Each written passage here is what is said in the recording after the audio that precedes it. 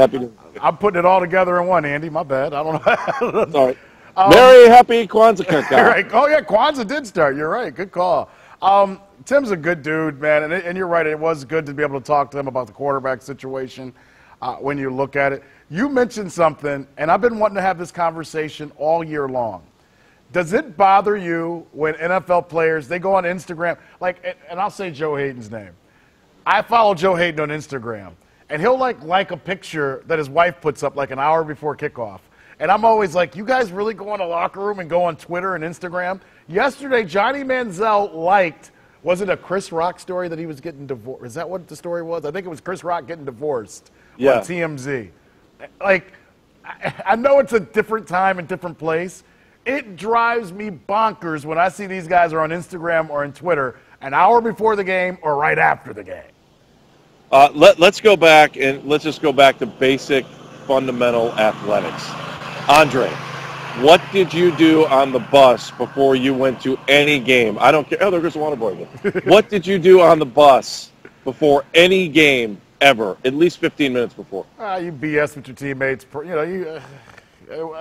Silence. Silence. Yes, that's what Focus. Yes, silence. Think about what you have to do. I know everybody gets ready for things a little bit different, but silence is golden. Yes. An hour before a game. Yes, you're right. And I know things are different and guys are different, but I know if I was a head coach and I knew my guys are sitting there looking at pictures of hot girls before a game, it would drive me insane, but it's kind of where we're at, right? Look, I mean, if you need pictures of hot girls to get you motivated to play the best game possible, all right, that's fine. I can live with it. But the whole world doesn't need to know what you're doing before the game. And especially your boss. Don't you think your boss wants to know that you're focused before you go out and do your job? I mean, and it's not – it's about being prepared and being smart. And, I mean, when I read that about Mansell tweeting from the trainer's room yesterday, I was like, this kid does not get it. No. I mean, you're on double not secret probation already, and then you're going to let the world know that you really don't care about the game, that you're reading Twitter during the game. You're not a fan. You're a part of the team. You wear the Cleveland Browns logo no matter where you go, and you represent this team. And as a guy who's going to be the starting quarterback, should I think that you're going to worry about Twitter when you're actually out on the field? Gotta grow up. Gotta grow up. All right, let's go back to Baltimore and talk to Daryl Kendall. He's from the Baltimore Browns Backers Club. Daryl, good morning to you. Thank you for taking the time out. How did you get involved with the Baltimore Backers? Well, my wife and I moved to Baltimore earlier this year, and as you can guess, it's a little tough to get a Browns game here. So any chance I get to watch the Browns game with other Browns fans that understand the joy and misery that comes with being a Browns fan, I'm happy to do it. And it's a great organization, the entire Browns backers. I've lived all over the country and always take a chance to go out and support the Browns whenever I can. All right, Daryl, I see that Bowling Green helmet behind you, I believe, and you got the old Tim Couch thing behind you. Are you from Ohio, and did you go to Bowling Green? From Ohio. I grew up in Chagrin Falls, Kenston High School graduate, went to Bowling Green, and since then I've moved on. I got a great education, so I've been able to move around the country with some really great jobs. All right, what we do, we put up a clock, 60 seconds. We let you rant, talk about what you like, dislike about the season, and you can tell us if it was a disappointment. And at the very end, tell us who you want the quarterback to be for your Cleveland Browns in 2015. You can go. I don't know if we have the clock up yet because our great producer, Eric, the referee, and we've got this great tech. Oh, look at the technology. Here it comes, Daryl. All right, we're ready to go. Go ahead and take it away, buddy. Well, being from Baltimore, it's always, we always have the opportunity to argue with Baltimore fans about who the best fans in the NFL are, and clearly it's the Cleveland Browns fans, and we show that. We show up in their bar, in their city, and we decorate it in orange and brown, and we put it all out there. We expected, not a great season this year, I think, for the most part, and they came out and they won, and they made it interesting for quite a while. And you got to love that. Brian fought hard, and Johnny partied hard, and for that we maybe are grateful. I don't know. It'll be interesting to see what happens. I think Mike Pettin is the answer. Finally, we've got a coach that relates to Cleveland, the hardworking people of the city, and I think he's going to turn this around. As far as the quarterback for next year, I don't think he's in our locker room yet. I certainly don't think Johnny has the maturity to do it. I would love to see Brian figure it out, but maybe that ship has sailed. Yeah, possibly. Daryl, we appreciate you taking the time out this morning. Happy New Year to you. I hope you have a wonderful holiday, and when you're back in town, let us know. And keep up that faith in Baltimore for us, all right, buddy? Absolutely. Fight the good fight against the Steelers, the team Steelers, not the other Steelers. We got you, brother. Take care of yourself. We appreciate you being a part of Dogs on the Run. Great year of catching up with all the Browns backers, Andy. As you're out in Florida, let's go to the I almost called you the mailman. Let's go to Eric. I'm used to you and Bruce the mailman.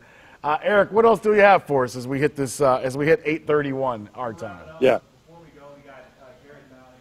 Guy, hit the mic, buddy. We got Garrett Downing real quick before we wrap up.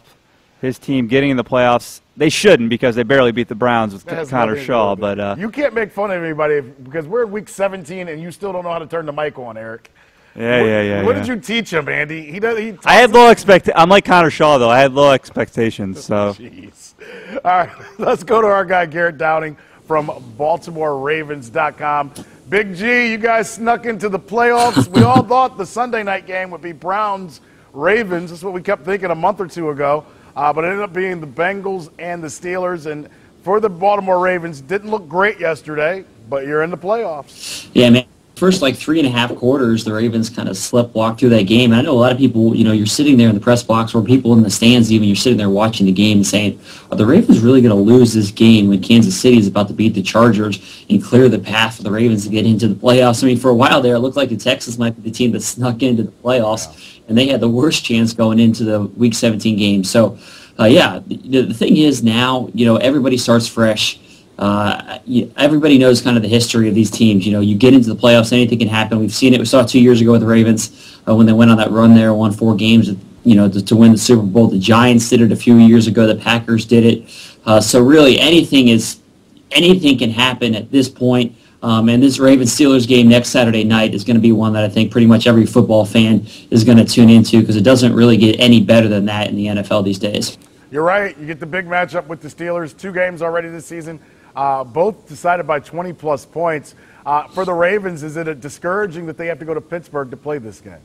I was wondering that, and last night as I was watching that Bengals-Steelers game, I kept going back and forth. Who do you want to win? Who would you rather face? And for a while, I kind of was thinking you have a better chance against the Bengals. I think the Steelers are a little bit better team than the Bengals, and of course we know the Bengals' playoff history where they haven't won in the playoffs at all. So I think they probably maybe matched up a little bit better against them. But here's the thing. These two teams, the Ravens and the Steelers, they know each other so well. And so you go into these games, it's kind of like you game plan, obviously, but in some ways it's just a backyard street ball. You go out there, you line it up, you know what the other team's going to do, they know what you're going to do, and it's just kind of who gets hot on that day. And that's a lot of times what makes a difference. And the other thing, too, now with the Steelers, who knows if Le'Veon Bell, what his status is going to be. If he's not able to play, that's a game changer who would be out of the lineup for them. So we'll see if he's able to play. And, again, like I said, anything can happen in the playoffs right now. And if the Ravens get hot, if they play like they did for the first 3.5 quarters, it's not going to be close. The Steelers are going to run away with it. If they play like they did in the last 10 minutes, then it might be a different story. Garrett, great stuff all year with us. We appreciate it, buddy. Happy New Year. Enjoy your trip to Pittsburgh. We'll be watching from afar, as usual. All right, thanks, guys. Enjoy it, and enjoy all the draft talk over the next few months. I'd say a bad word to you, but I like you. Take care. All right, guys. Have a good day, man. Have a good one. All right, Andy, even in Florida, it's time for... I hit the button. Final thought. What's your final thought of the season, buddy? Oh, I think there's some baby steps taken this year, Andre. I think there's some things that are going to help this team move forward. I think there's a foundation for what the franchise wants to be. There's accountability, I think, a little bit more. The fact that guys are getting called out late during the season. I think there are good things. As long as Haslam, Farmer, and Pettin stay on the same page and we have some kind of consistency there. For as much as people want to say the locker room was dysfunctional at the end of the season, I don't think it's different than any other team that didn't make the playoffs and had a 5-game losing streak at the end of the year. The question is, how are you going to battle through this? And that's what we'll see moving into it. But otherwise, I want to thank everybody that's helped us with Dogs on the Run this year. Andre, great job today. Kenny Rhoda, who's under the weather. Eric, the referee. Paula, who sits over there that no one ever sees, that does an amazing job of making sure this show looks good. and sounds good, and everything, and catches every one of the mistakes I make when I try to press the buttons to make this show happen. So we are really blessed to have a great crew on this show. It's a lot of fun. I love the freedom we have on this show.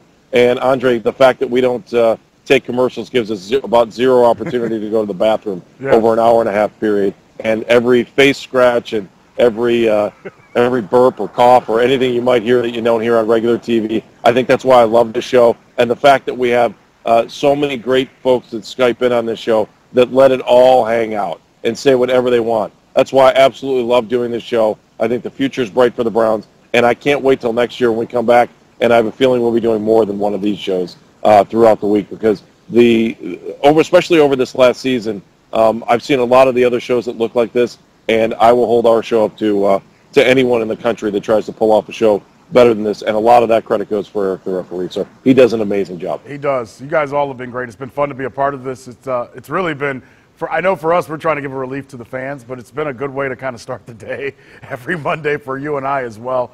It's been great to be with these guys. And I'll say this about the team as my final thoughts. I know right now it's a lot of disappointment, and I know we're frustrated about things, but I really hope 3 weeks from now, a month from now, or we get past the Super Bowl, I hope we can all look back at this season as a season that the Browns actually did take strides towards being a good organization. They won 7 games. They beat the Steelers. They had a great home crowd game in and game out. And I know these are small steps, but these are things in the past that we haven't been able to say.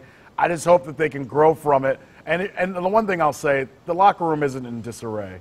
Every locker room is like this. It's just finally here in Cleveland, we have guys that are willing to step up and say, just because it's going on doesn't mean it's right. I think that's a huge step for the Cleveland Browns as an organization and as a team, that the players, the owner, and the coaches are all going, this doesn't fly in Cleveland anymore. That may be the biggest stride they take as an organization. Well we got said. people to dog Eric, house, the referee, you can have a final thought today. We're good. We're good. You said it perfectly. You ended it perfectly. Oh, well, thank you. Hey, Andy, enjoy your family, buddy. You work hard. You enjoy it. Enjoy your family as much as you can, because you know when you get back here, it's back to work, buddy. Back to draft. Yeah. 2 first picks, 19 and 12. You better be ready come May. Wolf, wolf. Woof, Goodbye. woof. Take care, buddy. Have a good one. Thank you, everybody, for being a part of Dogs on the Run. We'll see you guys soon. You know where you can watch the replay. Thank you, guys. Have a good, happy New Year. Bye.